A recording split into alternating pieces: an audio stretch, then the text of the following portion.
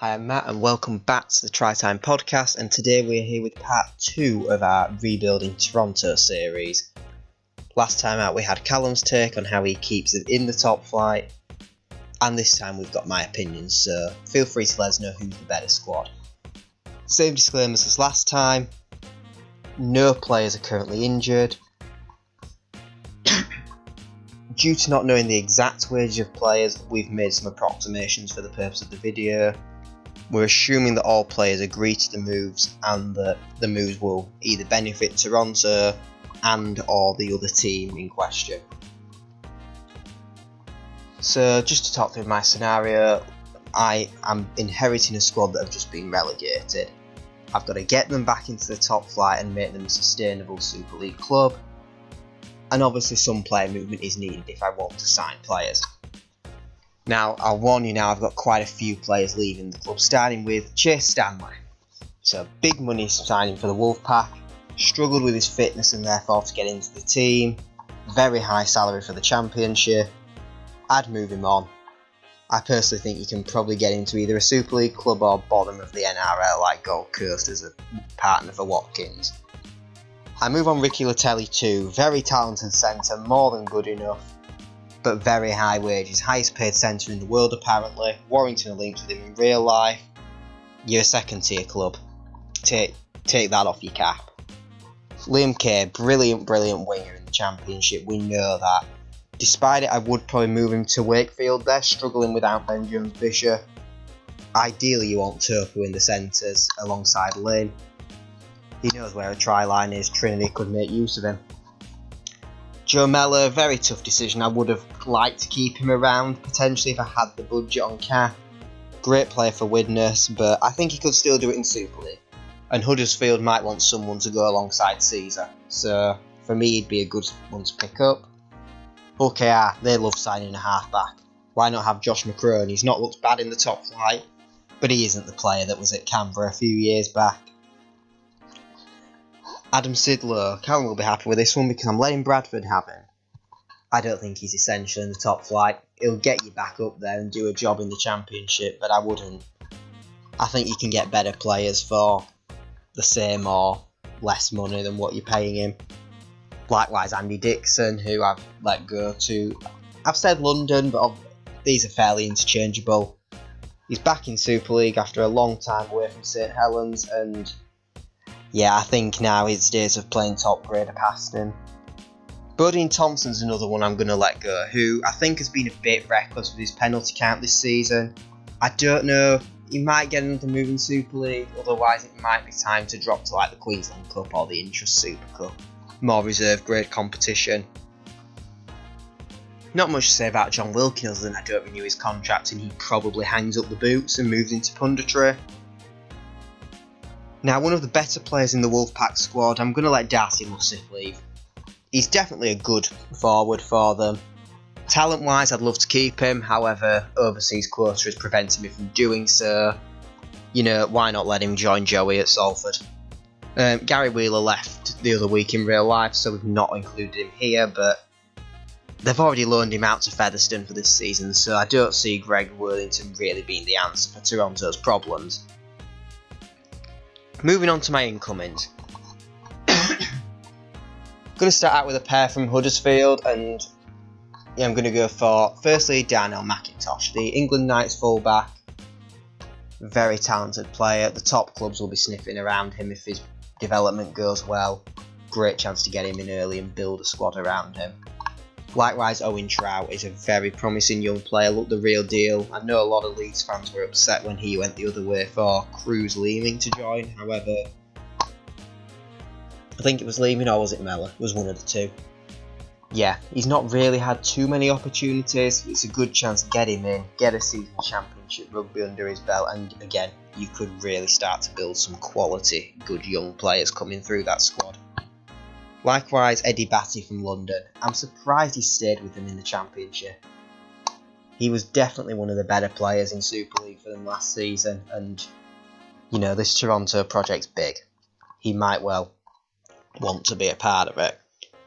I'm then going to raid Leeds for some big players here. First of all, captain Stevie Ward. He's had a rotten injury look at the Rhinos, and honestly, probably just needs a fresh start now. He's currently the most experienced player in the Leeds squad, and I think ultimately the time has come to maybe move him on. Why not Toronto? They've got the money, it's an ambitious project. Likewise, Tom Briscoe. I don't know if he gets back in the team now with the way that Luke's playing. Been a bit shaky the last couple of years, but definitely would tear it up and be a great replacement for Liam Kay. Now, you've probably all seen the problem with this. I didn't make slides. Blame my co-host entirely. James Greenwood, who is no longer at Hull KR, he has already signed for Salford. But no, he's apparently joining from a club he doesn't even play for. Yeah, I'm signing Greenwood to Toronto. There's a good Super League forward. Now, I think we've lost a lot of forwards. Whilst I am going to add some more star quality later on, depth is crucial too, and it's where Toronto has struggled. So with that, I'm going to bring in Ted Chapelar from Widnes, potentially get his twin brother if you've got space on the car. Brad Fash from Hull FC, who has that Super League experience, and the youngster Levi Nzongu from Bradford, who, again, another big unit, will make you yards even in the top flight. So that's probably the end of my English-based recruitment. I'm now going to head down to Australia for my next lot, and I'm going to get from Gold Coast a 22-year-old prop Jai Whitbread.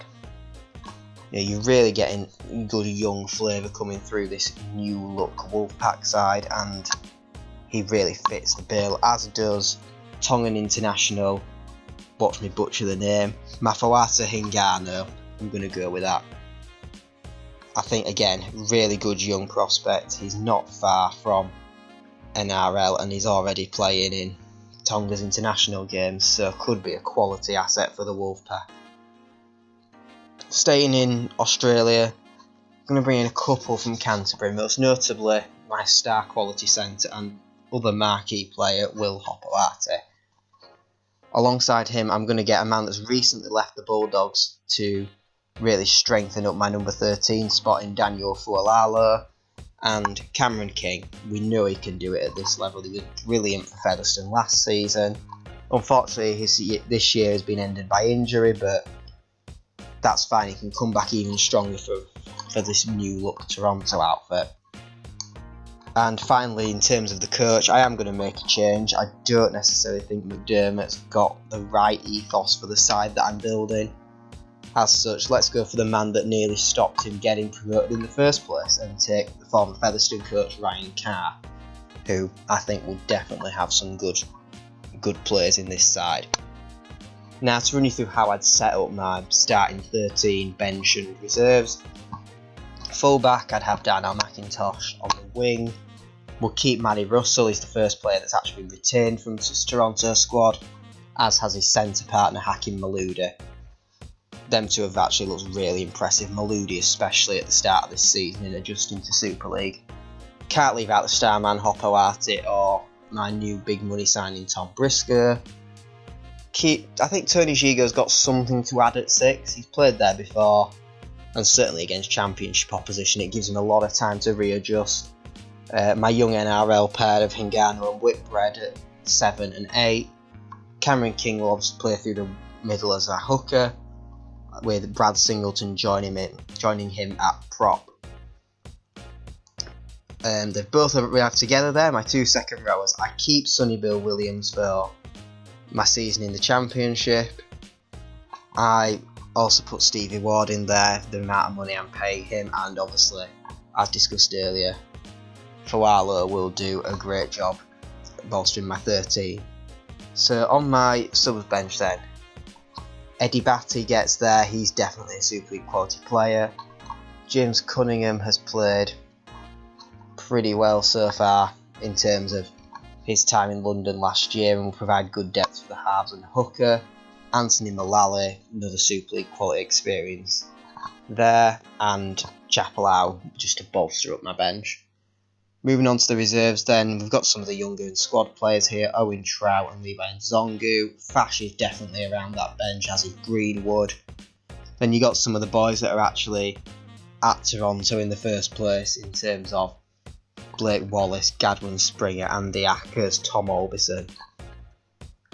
In terms of then what I do for next year, I don't renew Sonny Bill Williams' contract. I let it expire and he will leave the club.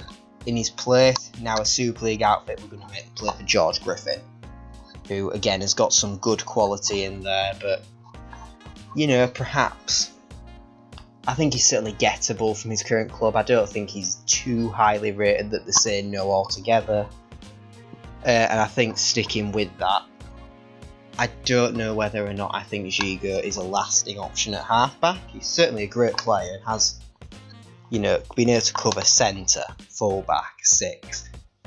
It's certainly a valuable asset, his versatility. However, you know, I've just got a new marquee player spot. I may as well use it. So as such, I'm going to make a big play and go for Jonathan Thurston's former halfback partner from North Queensland Cowboys, and I'm going to make the move for Tamaya Martin from, you know, the NRL, another big player signing. And that, for me, should have the quality to keep Toronto up in Super League and push them forward. I don't have the same squad depth issues as the current squad. Okay, you know, it's not the biggest. Assuming you get both Chapel out, you got me up to 27, but you know, it's better than what we have now. This has obviously been this was originally designed before they re-signed Quinn Nagame, so that's a 28th player you've got there, and suddenly you're not far off the rest of them. I've not factored in any up-and-coming Canadians, but hopefully there will be a couple. I know Callum plucked a couple out of Vancouver, and yeah, I think you've probably got enough talent in there and enough credibility with that side that if anyone does make a play and players leave, you can replace them with good quality assets. Well, let me know in the comments below what you think of that team, where you think it would finish, would it even get back into Super League, and until next time, like, share, subscribe, all that good stuff, and I will see you then. Goodbye.